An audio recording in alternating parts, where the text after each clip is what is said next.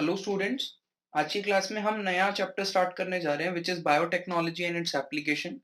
इससे पहले वाले चैप्टर में हमने ये समझा था कि बायोटेक्नोलॉजी क्या होता है, बायोटेक्नोलॉजी के प्रिंसिपल्स क्या-क्या हैं, क्या टूल्स हैं जो कि बायोटेक्नोलॉजी में हम यूज करते हैं और बायोटेक्नोलॉजी की प्रोसेस क्या है, रिकॉम्बिनेंट डीएनए टेक्नोलॉजी हम कैसे कराते हैं, वो सब हमने पिछले चैप्टर के अंदर पढ़ लिया है। इस चैप्टर में अब हम जो पिछले चैप्टर में हमने प्रोसेस पढ़ी थी उसकी एप्लीकेशन पढ़ने वाले हैं कि हमने उसको यूज करके कैसे ऑर्गेनिज्म बनाए और वो ऑर्गेनिज्म हमारे लिए कैसे यूजफुल हैं, या जो टेक्निक्स हमने पिछले चैप्टर में पढ़ी थी वो टेक्निक्स हमारे लिए कहाँ-कहाँ यूजफुल हो सकती हैं।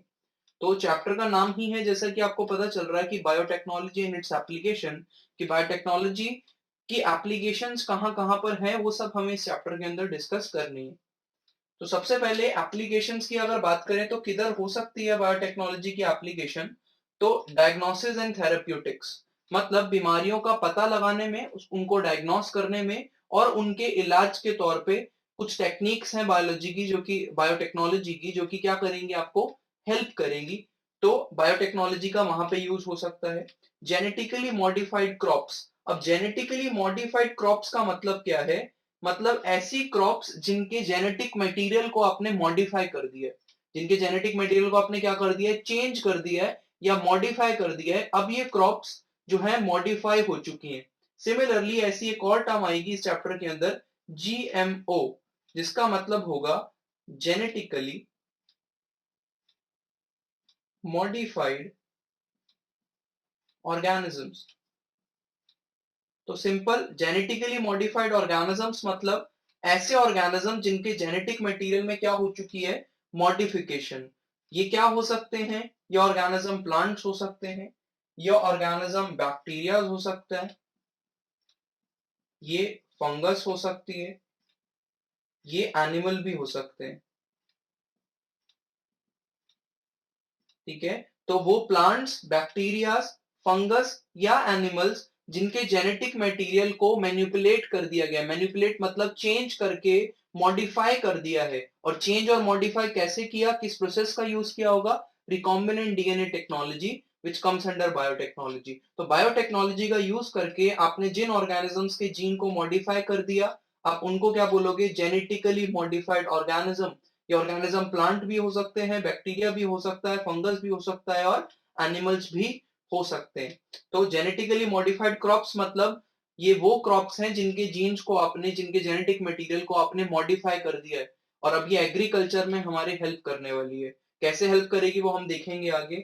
बायो रेमेडिएशन मतलब बायोटेक्नोलॉजी का यूज करके आपने ऐसे मॉडिफाइड ऑर्गेनिज्म बनाए हैं जो कि आपके एटमॉस्फेयर को क्लीन करने में, आपके एनवायरनमेंट को क्लीन करने में क्या कर रहे हैं, हेल्प कर रहे हैं। इस प्रोसेस को हम कहते हैं बायो रेमिडिएशन। माइक्रोब्स या ऑर्गेनिज्म का यूज करके आप सॉइल को क्लीन कर रहे हो, आप वाटर को क्लीन कर रहे हो, अपने एटमॉस्फेयर को क्लीन कर रहे हो, तो आप उसको क्या बोलते हो, बायो रेमिडिएशन। ठीक है।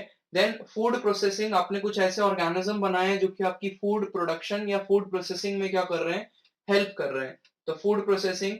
वेस्ट ट्रीटमेंट, आपने कुछ ऐसे ऑर्गेनिज्म बनाए हैं जो कि वेस्ट ट्रीटमेंट में आपका हेल्प कर रहे हैं, डिग्रेडेशन ऑफ वेस्ट में आपका हेल्प कर रहे हैं।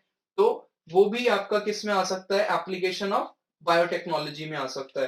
तो ये कुछ एप्लीकेशन है जो कि जनरल एप्लीकेशन हमने लिखी है किसकी, बायोटेक्नोलॉजी की हो सकती हैं। क्या क्या हो सकती हैं, कि ये बीमारियों को ढूंढने में और बीमारियों का इलाज करने में हमें हेल्प कर सकती है। वो कैसे हम डिस्कस करेंगे इस चैप्टर में, कि आप कैसे बायोटेक्नोलॉजी में यूज होने वाली कुछ टेक्निक्स का यूज करके पता कर सकते हो कि किसी की बॉडी में कौन सा टाइप की बीमारी है, या फिर आप कैसे पता कर सकते हो बीमारी का।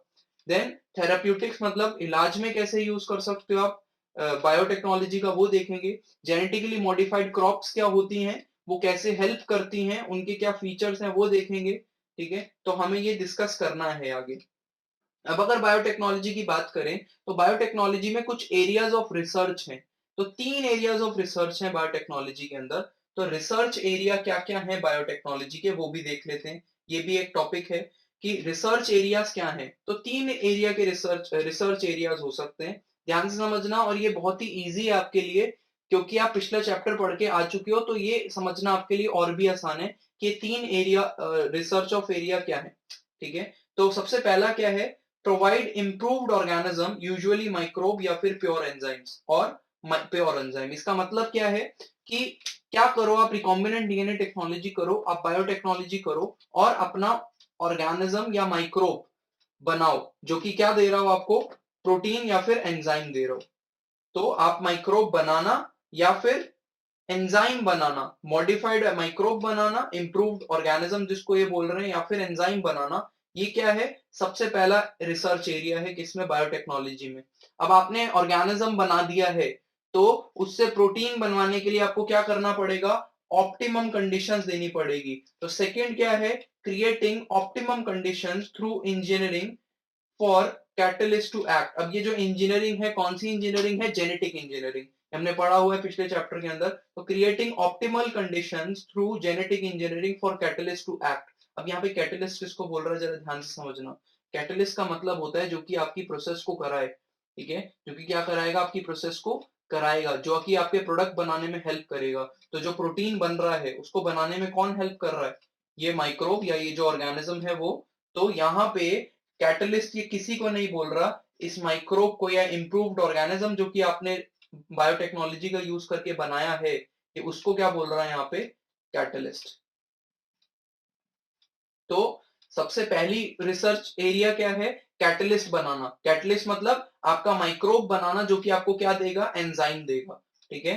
तो माइक्रोब बनाना या फिर एंजाइम सॉरी एंजाइम बनाना, वो क्या हो गया आपका पहला रिसर्च एरिया। दूसरा क्या है, अब उस माइक्रोब को वो कंडीशंस देना, ठीक है, जो कि उसको चाहिए ग्रोथ के लिए। तो क्रिएटिंग ऑप्टिमम कंडीशंस या optimal conditions through engineering for catalyst to act. और क्यों दे रहे हैं ऑप्टिमल कंडीशन, ताकि कैटलिस्ट एक्ट कर सके, कैटलिस्ट अपना काम कर सके। क्या काम है इस कैटलिस्ट का, मतलब इस माइक्रोब का काम क्या है, प्रोटीन या एंजाइम बनाना। तो ये माइक्रोब प्रोटीन बना सके उसके लिए आपको क्या देना है, इसको ऑप्टिमल कंडीशंस देनी है।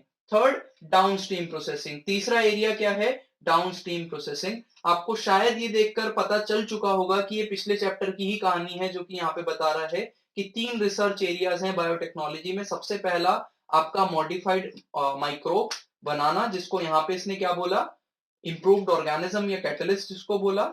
और वो बनाने के बाद आपको क्या देना पड़ेगा, इसको ऑप्टिमम कंडीशंस देनी पड़ेगी। तो creating optimum conditions through genetic engineering या engineering for catalyst to act, ताकि कैटलिस्ट क्या कर सके, प्रोटीन बना सके। थर्ड क्या है, डाउनस्ट्रीम प्रोसेसिंग। तो डाउनस्ट्रीम प्रोसेसिंग जो है तीसरा एरिया ऑफ रिसर्च है। तो ये 3 एरिया रिसर्च एरियाज हैं किसके अंदर, बायोटेक्नोलॉजी के अंदर, क्योंकि आपको पता होने चाहिए।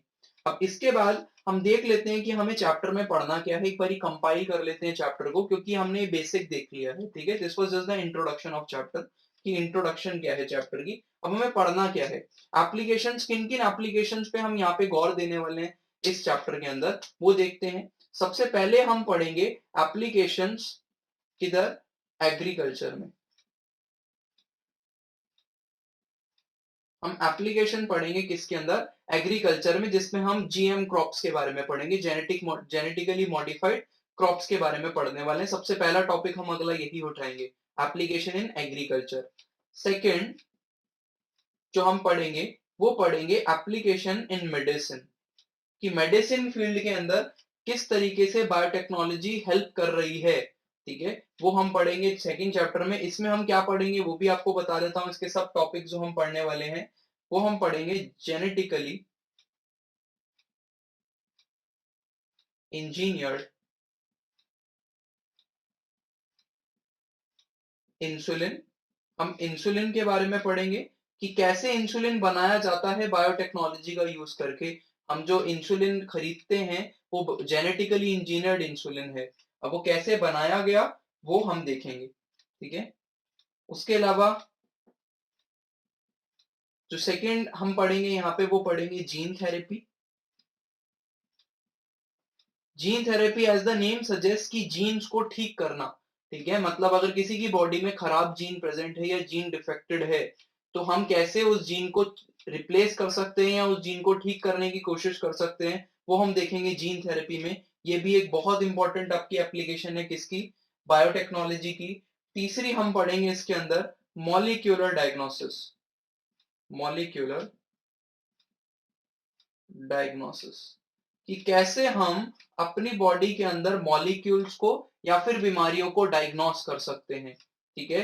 तो वो हम देखेंगे किधर मॉलिक्यूलर डायग्नोसिस में कि कैसे बीमारियों का पता कर सकते हैं हम अर्ली स्टेज पे ही बायोटेक्नोलॉजी की प्रोसेसेस का यूज करके। इसमें हम दो प्रोसेसेस के बारे में पढ़ेंगे जो कि आपने पहले भी सुनी हुई हैं। पहली पीसीआर, पॉलीमरेज चेन रिएक्शन, ये कैसे हमारी डायग्नोसिस में हेल्प करती है वो देखेंगे इस चैप्टर में। दूसरी है एलिजा। एलिजा आपने पढ़ी थी जब हमने एड्स पढ़ा था, एड्स का टेस्ट मैंने आपको बताया था एलिजा यूज होता है, डायग्नोस्टिक टेस्ट। उसके अलावा ये हो गए मेडिसिन में यूज। देन हम पढ़ेंगे क्या, ट्रांसजेनिक एनिमल्स के बारे में कि ट्रांसजेनिक एनिमल्स जो हैं वो कौन कौन से बनाए गए हैं और वो हमें कैसे हेल्प कर रहे हैं। ट्रांसजेनिक एनिमल्स, ट्रांसजेनिक एनिमल्स का मतलब ऐसे एनिमल जिनके जीन में मॉडिफिकेशन कर दी गई है, मतलब ऐसे एनिमल जिनका जेनेटिक मटेरियल मॉडिफाई कर दिया है उनको आप क्या बोलोगे, ट्रांसजेनिक एनिमल्स। ऐसी क्रॉप्स जिनका मॉडिफिकेशन कर दिया उनको क्या बोलोगे, जेनेटिकली मॉडिफाइड क्रॉप्स। ठीक है। उसके बाद हम पढ़ेंगे एक छोटा सा लास्ट टॉपिक जो कि क्या होगा हमारा एथिकल इश्यूज, जिसमें हम पेटेंट के बारे में पढ़ेंगे और पेटेंट के साथ साथ हम पढ़ेंगे बायोपायरेसी के बारे में कि क्या होता है। ये छोटा सा टॉपिक है और इससे क्वेश्चंस आ जाते हैं कभी कभी, तो बहुत ही छोटा टॉपिक है लेकिन समझने लायक है, इजी टॉपिक है कि पेटेंट क्या होता है और बायोपायरेसी क्या होता है। ठीक है। तो हम इतना डिस्कस करने वाले हैं इस पूरे चैप्टर के अंदर। सबसे पहले हम एग्रीकल्चर में यूज पढ़ेंगे, एप्लीकेशन पढ़ेंगे बायोटेक्नोलॉजी का कि बायोटेक्नोलॉजी का यूज करके आपने जो जेनेटिकली मॉडिफाइड क्रॉप बनाई है वो हमें कैसे हेल्प कर रही है, क्यों इतना यूज पड़ा जेनेटिकली मॉडिफाइड क्रॉप बनाने का, वो हम देखेंगे एग्रीकल्चर में। मेडिसिन में कैसे यूज हुआ, जिसमें हम सबसे पहले इंसुलिन के बारे में पढ़ेंगे कि इंसुलिन कैसे बनाया गया और इंसुलिन बनाना इतना इंपॉर्टेंट क्यों है। ठीक है। वो तो आपको पता ही है कि इंसुलिन जो है ब्लड ग्लूकोज या ब्लड शुगर लेवल को क्या करता है, रिड्यूस करता है। ठीक है। और डायबिटिक पेशेंट्स के लिए जरूरी है इंसुलिन। तो क्यों कैसे बनाया गया, वो बायोटेक्नोलॉजी का यूज किया है, जेनेटिक इंजीनियरिंग का। जीन थेरेपी कैसे यूज होगी और क्या होती है, और मॉलिक्यूलर डायग्नोसिस में पीसीआर और एलिजा कैसे हेल्प करते हैं। ठीक है। देन आपका ट्रांसजेनिक एनिमल्स कौन कौन से बनाए हैं और ये कैसे हेल्प करते हैं और क्यों बनाए गए वो, और पेटेंट और बायोपायरेसी, ये हमारा टॉपिक रहेगा इस चैप्टर के अंदर जो कि हमें डिस्कस करना है। इसके बाद हम सबसे पहले अब डिस्कस कर रहे हैं क्या, एग्रीकल्चर में एप्लीकेशन। ये टॉपिक हम स्टार्ट कर रहे हैं, तो देखते हैं जरा agriculture. So application in agriculture देखते हैं आप। एग्रीकल्चर मतलब क्रॉप्स को उगाना for food production. Food production के लिए हम क्या करेंगे, प्लांट्स को उगाएंगे। अब एग्रीकल्चर में शुरू से ही एक प्रॉब्लम रही है, वो प्रॉब्लम क्या है जरा समझने की कोशिश करते हैं कि जो पॉपुलेशन है, जो पॉपुलेशन है वो बहुत तेजी से इंक्रीज कर रही है। पॉपुलेशन ग्रोथ जो है वो बहुत तेजी से हो रहा है और जो लैंड है वो फिक्स्ड है। ठीक है। जो लैंड है वो क्या है आपके पास, फिक्स्ड है। जहां पर आप क्या कर सकते हो, एग्रीकल्चर कर सकते हो, मतलब जहां पे आप क्रॉप्स को उगा रहे हो वो लैंड बिल्कुल फिक्स है, लेकिन पॉपुलेशन जो कि फूड डिमांड है जिनकी, ठीक है, जो कि फूड चाहते हैं, वो तेजी से क्या कर रहे हैं, इंक्रीज कर रहे हैं। तो ये प्रॉब्लम हमेशा से फेस करते आए हैं हम कि जो हमारे पास लैंड है टू ग्रो क्रॉप्स, एग्रीकल्चर के लिए हमारे पास जो जमीन है वो जमीन तो उतनी है, लेकिन जो पॉपुलेशन ग्रो कर रही है वो बहुत तेजी से कर रही है। तो आप ये बात समझ पा रहे हो कि जो डिमांड है वो ज्यादा हो रही है और जो सप्लाई है वो धीरे धीरे जो है वो क्या होती जा रही है, कम हो रही है कंपेयर टू द डिमांड। तो आपको क्या करना पड़ेगा, आप क्या कर सकते हो, आपको इंक्रीज करना है किसी भी तरीके से फूड प्रोडक्शन, तो दो तरीके हो सकते थे यहाँ पे। या तो लैंड इंक्रीज करो जो कि पॉसिबल नहीं है क्योंकि लैंड जो है हमारे पास लिमिटेड ही है, लैंड आप बढ़ा नहीं सकते हो, जितना एग्रीकल्चर के लिए लैंड है वो फिक्स्ड है। तो दूसरा तरीका जो है, जो कि अपनाया जा सकता है, वो क्या है कि आप फूड प्रोडक्शन को इंक्रीज करो क्रॉप बेसिस पे, कि आपका जो प्लांट है वो फूड क्या कर रहा है, ज्यादा प्रोड्यूस करने लगे। ठीक है। आप कुछ ऐसा करो कि जो प्लांट है वो क्या करे, अब पहले के कंपैरिजन में अब ज्यादा फूड को क्या करे, प्रोड्यूस करे। तो प्रोडक्शन बढ़ाओ किसी भी तरीके से, आपका एग्रीकल्चर लैंड जो है वो फिक्स्ड है इसी वजह से। तो इसी रीजन की वजह से जो है आपका क्या आया था, ग्रीन रेवोल्यूशन आया था 1960s के अंदर, जो कि इसी रिस्पेक्ट में था ग्रीन रेवोल्यूशन, जिसको आप हरित क्रांति भी बोलते हो। तो जो ग्रीन रेवोल्यूशन था वो इसी रिस्पेक्ट में था कि आपने प्रोडक्शन बढ़ा दी थी प्लांट की वैरायटी को इंप्रूव करके, एक प्लांट को इंप्रूव करके, कि पहले एक प्लांट जितना फूड आपको दे रहा था, कितना फूड प्रोडक्शन आपको पहले दे रहा था, अब वही सेम प्लांट पहले से ज्यादा फूड प्रोडक्शन आपको दे रहा है। तो सेम लैंड के अंदर आप पहले से ज्यादा फूड को प्रोड्यूस कर सकते हो। तो 3 तरीके हैं एग्रीकल्चर के अंदर फूड प्रोडक्शन को इंक्रीज करने के लिए। तो there are 3 ways to increase the food production. 3 तरीके हैं हमारे पास। वो तीनों तरीके क्या हैं? सबसे पहला है एग्रोकेमिकल बेस्ड एग्रीकल्चर, मतलब केमिकल्स का यूज करना, पेस्टिसाइड्स का यूज करना, ऐसे फर्टिलाइजर्स का यूज करना जो कि क्या है, केमिकल बेस्ड है, जो कि केमिकल्स से बने हुए हैं। ठीक है, तो सबसे पहला ये तरीका है। दूसरा है ऑर्गेनिक एग्रीकल्चर। ऑर्गेनिक एग्रीकल्चर का मतलब है इसमें आप सिर्फ बायो फर्टिलाइजर्स का यूज करोगे। अगर आपको फर्टिलाइजर्स का यूज करना है, जितनी भी टेक्निक्स यूज करोगे, अगर आप पेस्ट को कम करने के लिए भी आप अगर आप कर रहे हो तो बायो कंट्रोल एजेंट्स का यूज करोगे, तो वो कहलाएगा आपका ऑर्गेनिक एग्रीकल्चर, कि आप किसी भी केमिकल का यूज नहीं करोगे इसके अंदर। तो organic agriculture. Genetically engineering crop based agriculture, इसके अंदर आप ऐसी क्रॉप्स का यूज करोगे जिनका जीन में मॉडिफिकेशन हो चुकी है, या फिर जिन क्रॉप्स को आपने मॉडिफाई कर दिया है, तो आप ऐसी क्रॉप्स का यूज करोगे एग्रीकल्चर करने के लिए। तीनों ही तरीके से आपकी फूड की प्रोडक्शन क्या हो जाएगी, इंक्रीज कर जाएगी, क्योंकि पहले से ज्यादा प्रोडक्शन देने लगेगा क्या, प्लांट। लेकिन जो ऊपर वाले दो कन्वेंशनल मेथड्स हैं, जो ऊपर वाले दो मेथड्स हैं जिनको जनरली यूज किया जाता है, जो कि कन्वेंशनल माने जाते हैं, वो उनकी क्या लिमिटेशंस हैं जरा वो समझने की कोशिश करते हैं। केमिकल पेस्टिसाइड्स और आपका जो फर्टिलाइजर्स हैं, उनकी आपको तो देख के पता चल रही है कि जो केमिकल्स हैं वो जनरली नॉन बायोडिग्रेडेबल होते हैं, तो ये पॉल्यूशन भी कॉज करते हैं, और साथ में इनका लॉन्ग टर्म इफेक्ट जो होता है हमारी क्रॉप के ऊपर, वो अच्छा नहीं होता है। ठीक है, तो इसलिए केमिकल को हमें क्या करना चाहिए, अवॉइड करना चाहिए। तो केमिकल बेस्ड एग्रीकल्चर का जो है ये लिमिटेशन है। ऑर्गेनिक एग्रीकल्चर का लिमिटेशन ये है कि ये बहुत स्लो प्रोसेस है। ठीक है, ये बहुत स्लो है, बहुत तेजी से काम नहीं करता है, धीरे धीरे काम करेगा, तो इसलिए इसका है ये लिमिटेशन। अब इन दोनों लिमिटेशंस को ओवरकम करने के लिए हम जिसका यूज करते हैं वो है हमारा थर्ड वे, जो कि हम इस चैप्टर में डिस्कस करने वाले हैं और जो डिस्कस कर भी रहे हैं, genetically engineering crop based agriculture. मतलब ये ऐसा एग्रीकल्चर है जिसमें आप क्या बनाने वाले हो, ऐसे ऑर्गेनिज्म बनाने वाले हो जिनको, या फिर ऐसी प्लांट्स बनाने वाले हो जिनको आप कहोगे जेनेटिकली मॉडिफाइड क्रॉप्स या फिर जेनेटिकली मॉडिफाइड प्लांट्स। तो हम इस एग्रीकल्चर में ऐसे प्लांट्स बनाते हैं जो कि पहले से ज्यादा इंप्रूव्ड है। और इंप्रूव क्यों हो गए वो, क्योंकि उनके जो जेनेटिक मटेरियल है आपने उसको इंप्रूव कर दिया, उनके जेनेटिक मटेरियल में फॉरेन जीन इंट्रोड्यूस कर दिया और उनकी वैरायटी को आपने इंप्रूव कर दिया है। ठीक है, तो अब आप उनको बोलोगे GM crops, genetically modified crops, या फिर जीएम प्लांट्स भी बोल सकते हो आप इनको। तो जीएम क्रॉप्स क्या होती हैं, which contains useful foreign gene, मतलब ये वो क्रॉप्स हैं जिनके पास यूजफुल फॉरेन जीन है। फॉरेन जीन मतलब इनका खुद का नहीं था, बाहर से डाला गया है इनके अंदर और वो यूजफुल है। तो फॉरेन जीन कैसे डाला होगा, obviously through recombinant DNA technology. आपने क्या करा, एक यूजफुल जीन डाल दिया जिसकी वजह से प्रोडक्शन ऑफ प्लांट क्या हो गई है, अब इंक्रीज हो चुकी है पहले से ज्यादा। ठीक है, तो अब जीएम क्रॉप्स बनाई क्यों गई, ऑब्वियसली प्रोडक्शन को इंक्रीज करने के लिए और बाकी यूजेस के लिए भी बनाई गई। तो क्या क्या यूजेस हो सकते हैं जीएम प्लांट्स के, और जीएम प्लांट्स क्यों बनाए गए, क्या क्या करने के लिए बनाए जा सकते हैं। तो जीएम प्लांट बनाए जा सकते हैं more tolerant to abiotic stress, इसलिए बनाए जाते हैं क्योंकि कुछ केस के अंदर अगर आप क्या कर सकते हो, टॉलरेंट बना सकते हो प्लांट को एबायोटिक स्ट्रेस को लेके। मतलब आप ऐसे प्लांट्स बना सकते हो जो कि कोल्ड ज्यादा झेल सके, एबायोटिक स्ट्रेस का मतलब कोल्ड, हीट, ड्रॉट। ठीक है, ऐसी कंडीशन, सॉल्ट, सैलिनिटी, इन कंडीशंस को क्या कर सकते हैं, ज्यादा झेल सकते हैं।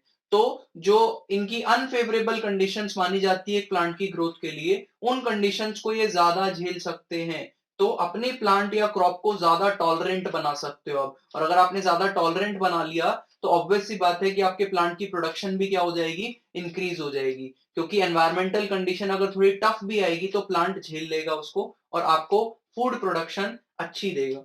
नेक्स्ट, प्लांट पेस्ट रेजिस्टेंस बनाने के लिए, प्लांट्स को क्या बनाने के लिए, पेस्ट रेजिस्टेंस बनाने के लिए हम क्या करते हैं, जेनेटिकली मॉडिफाइड क्रॉप्स बनाते हैं। अब पेस्ट रेजिस्टेंस बना के तो आपको देख के पता चल रहा है या आप समझ पा रहे हो इस बात को कि डायरेक्टली ही फूड प्रोडक्शन पे हेल्प होगा, कि पहले पेस्ट आपकी क्रॉप को खराब कर जाता था, लेकिन अगर आप ऐसा मॉडिफिकेशन कर दो जीन के अंदर ऐसा मॉडिफिकेशन कर दो कुछ कि क्या हो जाए, आपका प्लांट अब उस पेस्ट को लेकर रेजिस्टेंस हो जाए, रेजिस्टेंस क्रिएट कर दिया आपने उस पेस्ट को लेके, तो अब प्लांट जो है वो पेस्ट को लेके रेजिस्टेंट हो चुका है, तो फूड प्रोडक्शन क्या हो जाएगी, ऑब्वियसली इंक्रीज हो जाएगी, क्योंकि पहले वो डिक्रीज हो गई थी पेस्ट की वजह से। तो मेड पेस्ट रेजिस्टेंस। इससे एक और फायदा है, it reduces the use of it reduces the use of chemical pesticides. अगर आपने प्लांट को पेस्ट रेजिस्टेंट बना दिया, क्या करके, जेनेटिकली मॉडिफाई करके, तो क्या हो जाएगा, केमिकल पेस्टिसाइड का यूज बंद हो जाएगा या लगभग खत्म हो जाएगा, चाहिए ही नहीं अब आपको केमिकल पेस्टिसाइड्स, क्योंकि अब पेस्ट काम ही नहीं, अब पेस्ट जो है वो उसको खा ही नहीं सकता क्रॉप को, क्योंकि आपने उसको मॉडिफाई कर दिया है। Third, reduce post harvest losses. Post harvest losses का मतलब होता है कटाई के बाद या फिर पेड़ से तोड़ लेने के बाद आप मार्केट तक रिलीज और बेचने के बाद बीच में जो टाइम पीरियड है उसको हम कहेंगे पोस्ट हार्वेस्ट। ठीक है, मतलब अगर आपने एक फ्रूट लिया, उसको तोड़ा, तो कितने दिन तक वो रह सकता है बिल्कुल फ्रेश। ठीक है, कि अगर कोई ऐसा फ्रूट है जो कि बहुत जल्दी पेड़ से या फिर अपने प्लांट से अलग होने के बाद खराब हो जाता है, सड़ने लगता है, तो वो फ्रूट हमारा हमको अच्छी प्रोडक्शन नहीं देगा, या वो प्लांट हमें अच्छी प्रोडक्शन नहीं देगा। हम क्या चाहते हैं कि प्लांट से अलग होने के बाद भी कुछ दिन तक फ्रेश रहे हमारा फूड, ताकि हम उसको पैक कर सकें या उसको किसी भी वे में आगे बेच सकें। तो reduce the post harvest losses. तो हमने क्या किया, कुछ ऐसी जीएम क्रॉप्स बना ली, कुछ ऐसे प्लांट्स में मॉडिफिकेशन कर दी कि उनमें जो पोस्ट हार्वेस्ट लॉसेस हैं, ठीक है, पोस्ट हार्वेस्ट लॉसेस वो क्या हो चुके हैं, आप कम हो चुके हैं। ठीक है, कि आप प्लांट तोड़ने के बाद भी ज्यादा दिन तक, ज्यादा टाइम तक फ्रेश रह सकता है। ठीक है, उसके अलावा enhance nutrient value of food, आपने फूड की न्यूट्रिएंट वैल्यू बढ़ा दी है। उसके अलावा increase efficiency of mineral usages, आपने क्या कर दिया है, अब प्लांट मिनरल भी क्या कर रहा है, कम ले रहा है, पहले के मुकाबले में मिनरल क्या ले रहा है, अब कम ले रहा है, तो प्लांट अब एफिशिएंट हो गया, मतलब फूड की क्वालिटी उतनी है, लेकिन पहले प्लांट जितना मिनरल ले रहा था सॉइल में से, अब उससे कम मिनरल ले रहा है। तो इससे क्या फायदा होगा, इससे ये फायदा होगा कि आपका जो सॉइल है उसके अंदर मिनरल ज्यादा टाइम तक बने रहेंगे, सॉइल के अंदर ज्यादा टाइम तक मिनरल बने रहेंगे, तो फर्टिलिटी ऑफ सॉइल भी क्या करेगी, मेंटेन रहेगी ज्यादा टाइम तक। ठीक है, तो यहाँ पे आप लिख सकते हो, maintain fertility fertility of soil. तो सॉइल की फर्टिलिटी क्या रहेगी, मेंटेन रहेगी। क्यों, क्योंकि यहाँ पे मिनरल का एब्जॉर्प्शन क्या हो गया है, कम हो गया है, लेकिन फूड वेराइटी पे कुछ भी फर्क, आपकी क्वालिटी पे फर्क नहीं पड़ा है, फूड की क्वालिटी पे फर्क नहीं पड़ा है, लेकिन बस जो एफिशिएंसी है प्लांट की वो बढ़ गई है। पहले के मुकाबले कम मिनरल ले रहा है, लेकिन आपको क्वालिटी उतनी दे रहा है। ठीक है, उसके बाद क्या है, इंडस्ट्रियल लेवल पे भी यूज होता है एज ऑल्टरनेट रिसोर्सेज। जैसे ये जो जीएम क्रॉप्स हैं, ये स्टार्च की तरह यूज हो सकते हैं, फ्यूल्स की तरह यूज हो सकते हैं, फार्मास्यूटिकल्स की तरह मेडिसिन में यूज हो सकता है इनका। तो ये भी क्या है, इनका यूज है। और आपका ये सवाल पूछा जाता है, इसके अंदर एग्जाम के अंदर आता है कि व्हाट आर जीएम क्रॉप्स। तो जीएम क्रॉप्स क्या होती हैं वो आपको बताना पड़ेगा, और उनके यूजेस क्या हैं ये भी आपको बताने पड़ेंगे। तो आप सबसे पहले बताओगे कि they are more tolerant to abiotic stress, ज्यादा टफ कंडीशंस को झेल सकते हैं नॉर्मल प्लांट के मुकाबले। They are pest resistant, they are made pest resistant, जिसकी वजह से केमिकल पेस्टिसाइड्स कम हो चुके हैं। इसका एग्जांपल भी लिख लो आप। एग्जांपल आप यहाँ पे दो लिख सकते हो। पहला है बीटी कॉटन, दूसरा है टोबैको। ये दोनों ही वो एग्जांपल हैं बेटा जो कि हमें डिस्कस करने हैं नेक्स्ट क्लास के अंदर। तो टोबैको और बीटी कॉटन ये दो ऐसे प्लांट्स हैं जिनके अंदर पेस्ट रेजिस्टेंस क्रिएट कर दी। कैसे क्रिएट करी और क्यों अब वो पेस्ट रेजिस्टेंट है वो हमें पढ़ना है। रिड्यूस पोस्ट हार्वेस्ट लॉसेस, कटाई के बाद या फिर आपका जो फ्रूट है वो ज्यादा टाइम तक अब क्या रह सकता है, फ्रेश रह सकता है। इसका एग्जाम्पल भी आप लिख सकते हो, फ्लेवर सेवर टोमेटो, FLAVRSAVR।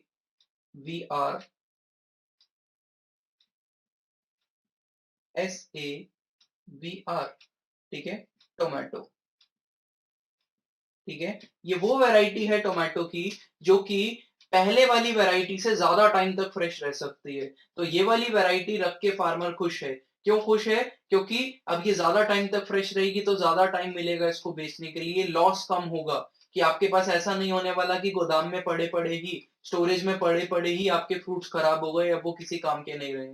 ठीक है, तो इसलिए रिड्यूस पोस्ट हार्वेस्ट लॉसेस और ये पोस्ट हार्वेस्ट लॉस कम करके आपने क्या करा है, फूड प्रोडक्शन को बढ़ा दिया है कि पहले जितने फ्रूट सड़ जाते थे अब वो भी क्या हो रहे हैं, आपके काम में आ सकते हैं। तो ये इनहैंस न्यूट्रिएंट वैल्यू, इसमें भी आप लिख सकते हो एग्जाम्पल, इसमें एग्जाम्पल लिख सकते हो आप गोल्डन राइस का। Golden rice, golden rice vitamin A rich होते हैं। क्या होता है इनके अंदर, विटामिन ए रिच। तो हमने ऐसे राइस बनाए, जेनेटिकली मॉडिफाइड राइस बना दिए जिनके अंदर विटामिन ए रिचनेस है। तो अगर किसी भी इंडिविजुअल को विटामिन ए की डेफिशिएंसी होती है तो अगर वो ये राइस खाता है तो विटामिन ए उसकी बॉडी में ज्यादा जाएगा। तो हमने न्यूट्रिएंट वैल्यू क्या कर दी, इसकी बढ़ा दी। ठीक है, increase efficiency of mineral usage बता दिया, एक इसमें हेल्प करेगा आपकी फर्टिलिटी ऑफ सॉइल को कम करने के लिए। उसके अलावा स्टार्च, फ्यूल या फिर फार्मास्यूटिकल के लिए भी के रूप में भी क्या हो सकते हैं, आपके जेनेटिकली मॉडिफाइड क्रॉप्स यूज हो सकते हैं। ये था आपका क्या, जेनेटिकली मॉडिफाइड क्रॉप्स के यूजेस क्या क्या है। ठीक है, अब नेक्स्ट क्लास में हम क्या पढ़ने वाले हैं, जरा वो समझने की कोशिश करो। नेक्स्ट क्लास में हम पढ़ेंगे बीटी कॉटन। बीटी कॉटन की पेस्ट रेजिस्टेंस कैसे बनाई गई बीटी कॉटन के अंदर। दूसरा, टोबैको प्लांट के अंदर पेस्ट रेजिस्टेंस कैसे बनाई गई।